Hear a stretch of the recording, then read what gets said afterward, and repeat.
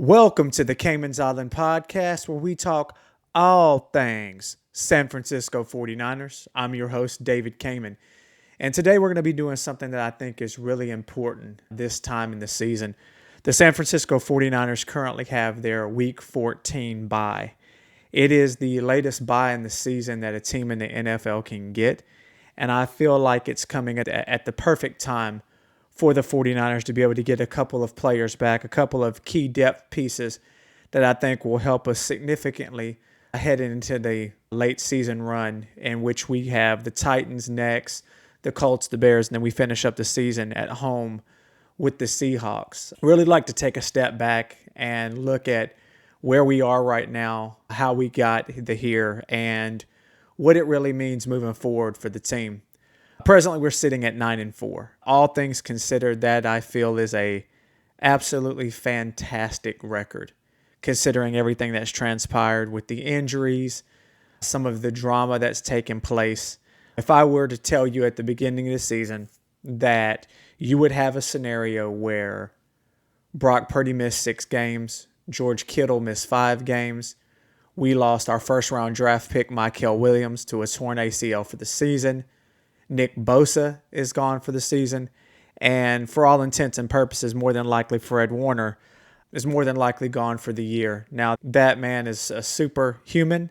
If we make a significant playoff run, if we were to make the Super Bowl, do I see Fred trying to suit up? Absolutely, I do. He's just that type of dude. He's that type of guy, and he's that type of player. But I think with all of those scenarios on top of the whole Brandon Ayuk drama that's been going around, the fact that he appears to be healthy and could play and is not taking a snap for the 49ers, nor does it look like he will. That's just an additional added layer on top of what I feel like is an incredible coaching job. In fact, I feel like it's the best coaching job I've ever seen from Kyle Shanahan in his career. Not to mention Robert Saleh has come back and has not missed a beat at all when it comes to where he left us when he went to go and be the head coach of the Jets to today. He's still the same guy. He's able to make the important key adjustments and really get the best out of players that he has to work with at this point in the season, with all these injuries and all these guys that have been out, been down, and have missed time and missed really significant times. The plan is today to walk through all the positions, walk through the offense, the defense, special teams. Want to talk about things at a high level and give some grades where I feel like we're at. Let's start with the wide angle. This team feels like one that is winning all of the tough games, even when everything isn't perfect around them. And that speaks volumes to the culture. This situation with Brandon Ayuk could really have impacted the team. It could have caused negative impact in the locker room that could have led to this type of situation spilling over into game day. And I don't see where that has been a factor at all. I feel like the 49ers haven't missed a beat. Regardless of what personnel you have, the 49ers have really been able to pull out gritty wins, players stepping up, situational awareness, situational football that has really led to this team being where they're at right now. Offensively, they can move the ball. Defensively, they've been the foundation, and the special teams improvement has just been off the charts. You're talking about a team that was ranked dead at the bottom, dead last in special teams last year, to turning around this unit and being one of the best special teams units in football. It's incredible what Sky Moore has been able to do, especially over these last few games, really hitting a groove, finding his rhythm, setting up the Niners in optimal field position, really becoming a threat. I see that there's some avoidance now, trying to keep the ball away from Sky. When he's had his number called, he's been absolutely fantastic. Let's talk here real quick about the offense. Okay, the offense is averaging 341 yards per game. That is 242 yards roughly passing, which ranks in the better part of the league, one of the better passing attacks in the league. But then you have the 49ers rushing game, 98.5 yards rushing per game, which is at the bottom third of the league. Again, it's just one of those things that goes to show you, if I had also included with all the injuries, all the drama that the 49ers, what's believed to be the bread and butter of the 49ers, that the 49ers have to have a phenomenal run game to carry their team in order to be successful. This is not it. The 49ers have not been able to run the ball with much success this year, especially with their yards per carry average. But with all that said, they're a gritty team, and it's refreshing. It's something that we haven't seen from a few years with the Niners, where this is a team that could have said, you know what, we've lost a lot of our starters, a lot of our veteran leadership. Let's pack this thing up. Let's worry about next season to make a serious run. This team has rallied around one another. They've focused on a next man up mentality. And I don't mean just saying it. You hear that stuff from every single team around the league. But when you talk to these players and you talk to this coaching staff, there's a true belief that they have the coaches in the room, the talent, even with these rookies. They feel that they've drafted these guys well. They know what these guys are about. They're character guys, and they work hard. They get in the lab, they get in these work rooms, and they get in these meeting rooms and do what it takes to learn the scheme, learn the system, and really be in the right place at the right time. And we've seen a lot of that this year, be it a key fourth down stop that's turned the whole game's momentum around to swing in the 49ers' favor. I can count several plays this year in games that I feel like if a play or a call could have went a different way, games that we've won convincingly could have been a lot tighter. And even games that we could have, or maybe even should have lost, we've made the right situational play that's pulled out the win for our team. So the story's pretty clear. The passing game is pretty much carrying the offense. The run game's lagging behind it a little bit. And that imbalance shows up every single week. I've even seen the inconsistency almost from drive to drive. I'll see a drive where we do a good job mixing the run up between Brian Robinson and Christian McCaffrey. We're having success up the middle, so we continue to pound up the middle. Then I've seen situations where we've had a whole quarter where we can't run outside to save our lives. However, we're still trying it. So I really feel like we're still trying to find that good balance of when and where to run to really push the yards per carry average up a bit. If there's any way we can get some more consistency in the run game and maybe even get a Ricky Pearsall sighting from time to time, I think the offense can be dynamic. If you look at what the Niners have done, even in these last few games, and I know we're not playing any type of top offense in the NFL, but when you take a look at this, you have to really see that it's been a full team effort. Special teams coupled with good situational defense awareness and the Niners just being able to move the ball, all of those things together is what's led to these wins. If you look at our yards offensively and you look at our points scored per game, this is not an offense that's been carrying the team. This is not a 30-plus point offense at present. So it's really been complementary football that's been able to pull out these wins. And again, going back to the coaching, it speaks volumes. It's really head-scratching how this team's only lost 4 games with what all has gone on. Defensively, this unit has been steady. Even with the injuries, the points allowed per game are solid. Third down defense has been strong.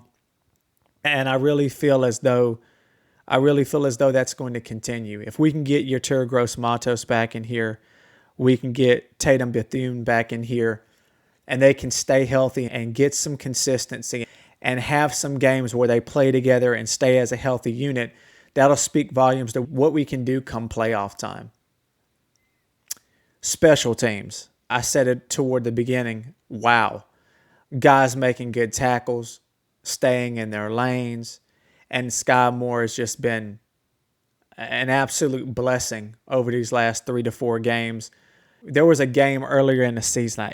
It escapes my mind which game it was, but like Sky fielded like a punt, like on the 4-yard line, which is a big no. You have to move out of the way and give that an opportunity to roll out of the back of the end zone. I know that was not good, and I'm sure he absolutely got reamed for making that boneheaded play. But really, since then, I feel like he's locked in, and he's done a lot of good for that special teams unit. One of the reasons why they are so highly ranked thus far out here in the NFL. So let's break down some of these grades, okay? Let's take a look at the passing game. I have the passing game right now at a B+. When the offense looks good, it's because the passing game is humming.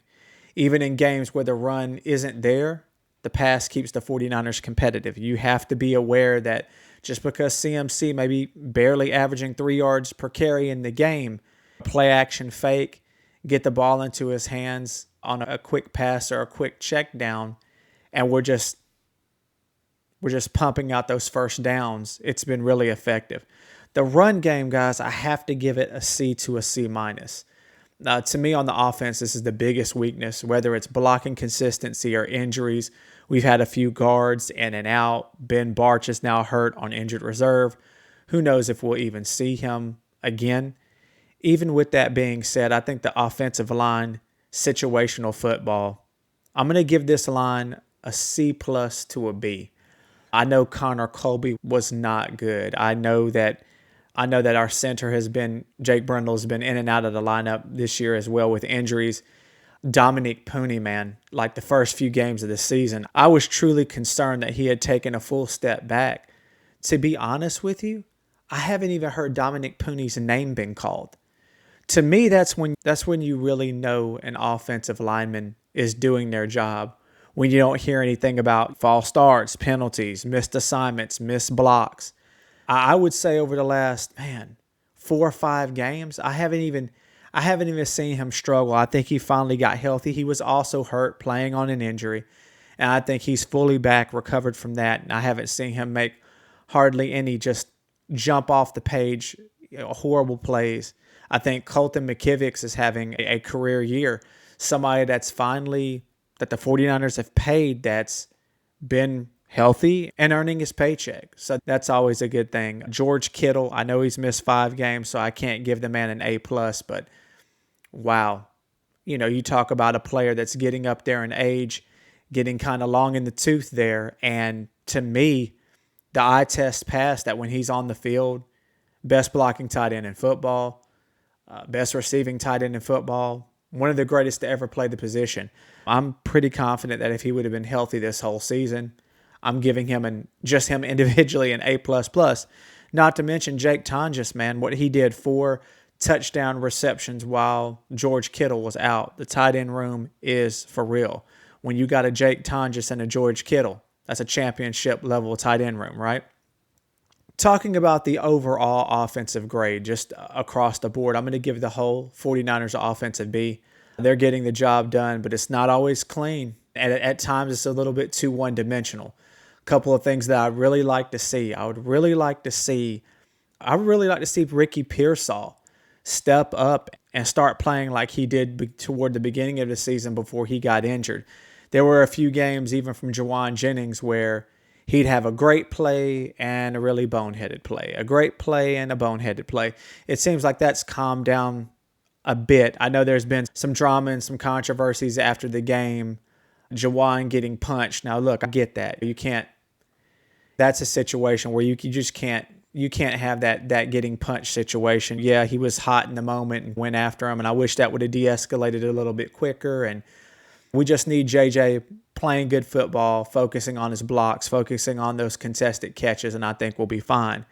But to be honest with you, I don't think I've seen – I know the Cardinals game, we put up a lot of points. I feel like we left a lot of points on the board in that game. I'm not sure we can say we have seen an A-plus performance from this entire offense as a whole yet.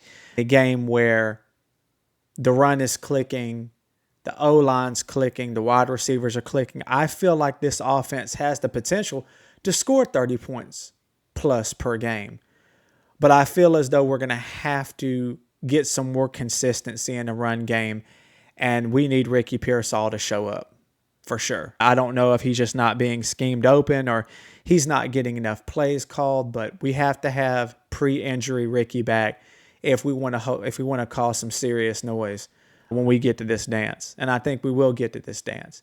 The defense, I have to give this defense as a whole, I have to give him an A-. I really do, and I know we had a tough game against the Rams. I get that. You're entitled to a bad game.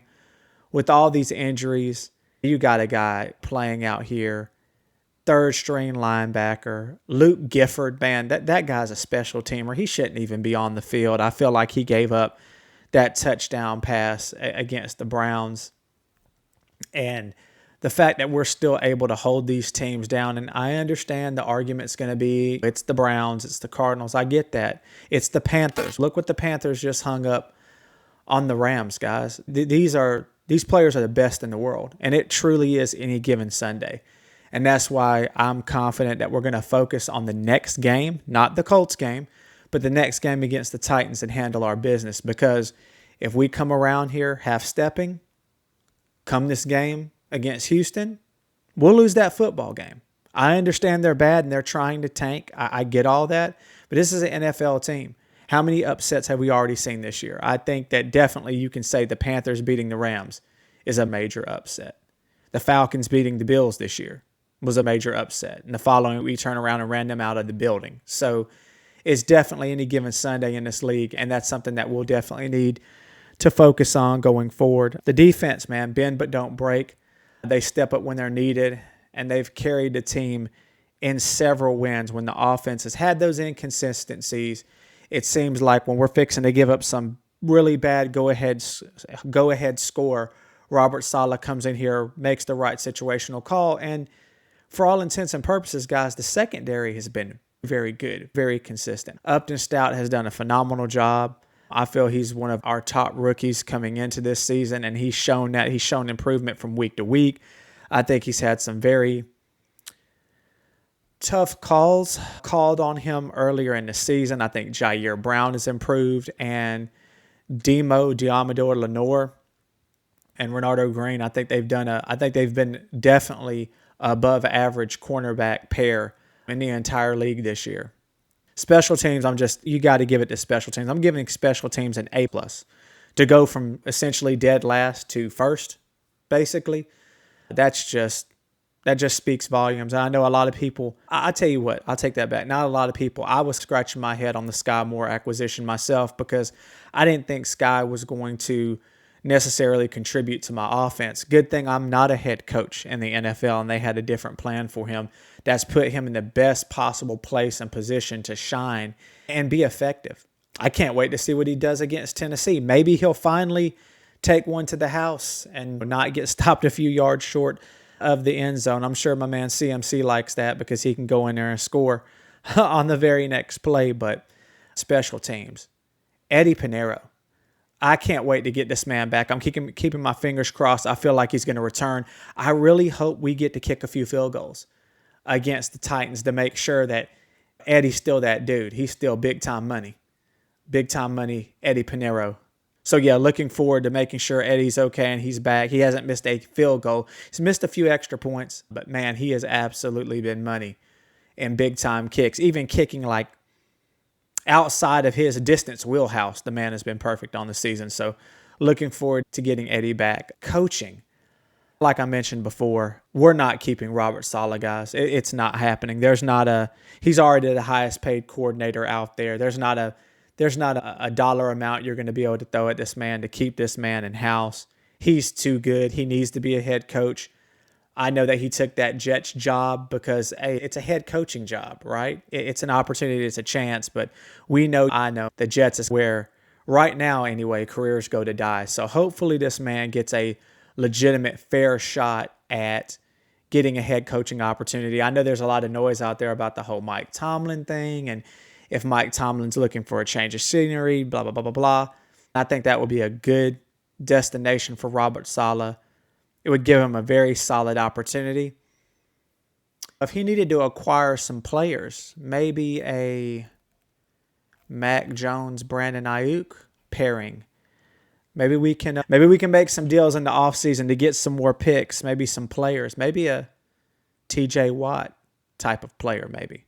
Or maybe in the offseason we give a call to the Minnesota Vikings, and there's a Mr. Jefferson that I heard is a pretty decent receiver in Minnesota that might be looking for a change of scenery, that we might be able to pair a Mac Jones BA combo to acquire that type of talent. I would love to see this offense with a true number one wide receiver. I think it would be I think it could be dynamic. I think it could be top 3 in the league if we had a true number 1 wideout threat on the team. And what's sad about it is most teams have that. You look at the Rams, they have 2 guys. You look at Seattle, Jackson Smith and Jigba has just been tearing it up. He's been the best receiver in the league, in my opinion. If we had a guy like that on the Niners that could stretch the field like that, I think it would just absolutely unlock our offense. So where are we at? Where are we going? Where do I see this 49ers team right now? I really feel like they're top 6, 8 in the entire NFL. They're top 3, 4 in the NFC. I know that come after this week, no matter what, this team should be at least the 6th seed in the playoffs because of all these teams just having to play each other. It's interesting because I feel like the 49ers can run the table. I picked the 49ers to have a 12-5 record before the season started. They definitely can reach that. I do feel as though they're going to take care of business. That's what this team has done. They haven't overlooked teams, and they've stayed very consistent with their prep and their plan, not to mention the fact that Tennessee's trying to throw. So I definitely see us taking care of business. The Colts, the Bears, and the Seahawks, these teams are playoff offenses. These teams are playoff defenses, and I'm really interested in seeing, can we keep this up? Can the 49ers improve in the run game consistency? Can you imagine that? Can you imagine a world where they actually improve in the run game? Ricky show up. We get some players back healthy. We have a legitimate shot, faithful, of winning out all of these games. There is a path for a number 1 seed. Now, again, I'm not betting on that whatsoever. I do feel like we're going to drop a couple of these games, but I do feel like we're going to make the playoffs. It would be great to end up playing in the first round, the NFC South. That would be terrific if there was a path that the 49ers could get to have that happen. But I do feel like this team will definitely make the playoffs. I feel that we are right now in a position, in a place where we can win a playoff game. Do I feel hesitant to say that we could go to the Super Bowl? Yes, just because of the run game inconsistency, the inconsistency at the wide receiver position, the fact that we do got a lot of guys out there, a lot of young guys that don't have any type of playoff experience. Our core is veteran, but a lot of our core is injured and not able to play. Can it happen? Absolutely. Coming back from the bye week, can we go into another gear? Absolutely. We've seen it before from the 49ers team.